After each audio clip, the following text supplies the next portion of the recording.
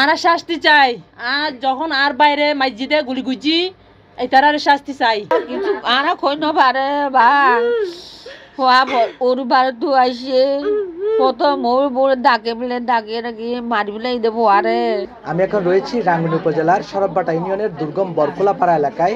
একজন যুবককে শুক্রবার সকাল 11:30টার দিকে সরববাটার কাইন্দারকুল এলাকায় সন্ত্রাসীরা গুলি করে হত্যা করেছে। সে আজকে সকাল 8:30টার দিকে তার শ্বশুর বাড়ি রায়খালী থেকে রাঙ্গুনিয়ার সরববাটা বরকোলাপাড়ায় তার নিজ বাড়িতে ফিরছিলেন। ফেরার পথে সরববাটা কাইন্দারকুল এলাকায় এই ঘটনাটি ঘটে। আর হওয়ারে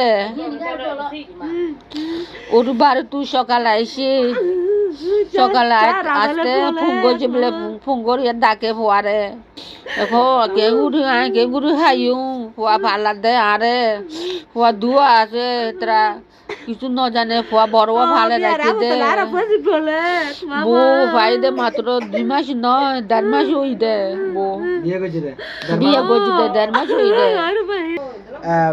তারা যে সিএনজি অটো রিক্সা করে যুগে সে ফিরছিল, এই সিএনজি অটো রিক্সায় চালক এবং সে ছাড়া আর কেউ ছিল না।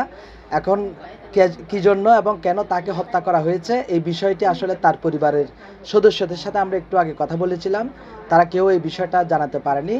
এবং যিনি মারা গেছেন তার নামটা হচ্ছে শিবু মার্মা, তার বয়স আনুমানিক 35 বছর মতো হতে পারে। সেই সরববাটা বরকোলাপাড়া এলাকার চিংচালা মারমার ছেলে, মৃত চিংচালা মারমার ছেলে। সে পেশায় একজন লেবু আদা এবং আম চাষি ছিল এবং এছাড়া তার কোনো পারিবারিক শত্রু আছে বলে তার পরিবার থেকে কেউ আসলে জানাতে পারেননি।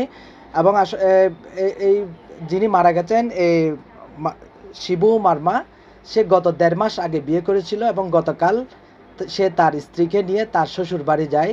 সে শ্বশুর বাড়ি থেকে ফেরার পথে শ্বশুর বাড়িতে স্ত্রীকে রেখে আজকে সকালে ফেরার পথে তার সাথে এই মর্মান্তিক দুর্ঘটনাটি ঘটে। সে কিছু নয় ভালো করে হইয়ে দে ইদি হইয়ে বলে 2 মাস সুদা না রাতে আসিল রাতে গরম বেমর সকালে ভাত খাই আরে আইছে দে দিকে বাড়ি 8টার দিকে বাড়ি হয়তো না পারে কিলে মসজিদে হয়তো না পারে দূরে দে ওকে হাসবে তো এতে তো কিছু খাস না করে বাগানে শুধু বাগানে চালু করে থাক দে গরম লেবু বাগান আদা চাষ লেবু চাষ এরকম, তারপর আম চাষ 3টা বাগান আছে। পুলিশ ঘটনাস্থলে আসার পর লাশ উদ্ধার করে থানায় নিয়ে যায় এবং আমরা পুলিশের সাথে যোগাযোগ করেছিলাম। পুলিশ জানিয়েছে তার বুকের কাছে একাধিক গুলির ক্ষতচিহ্ন রয়েছে। তাকে গুলি করেই মূলত হত্যা করা হয়েছে বলে পুলিশ আমাদেরকে নিশ্চিত করেছে। তবে কারা এবং কি জন্য এই হত্যাটা কাণ্ডটি করেছে তারা এই বিষয়টি আসলে আমাদেরকে জানাতে পারেনি। এই বিষয়টি তারা তদন্ত সাপেক্ষে জানাবেন বলে আমাদের নিশ্চিত করেছেন। জগলুল হুদা, দৈনিক আজাদী।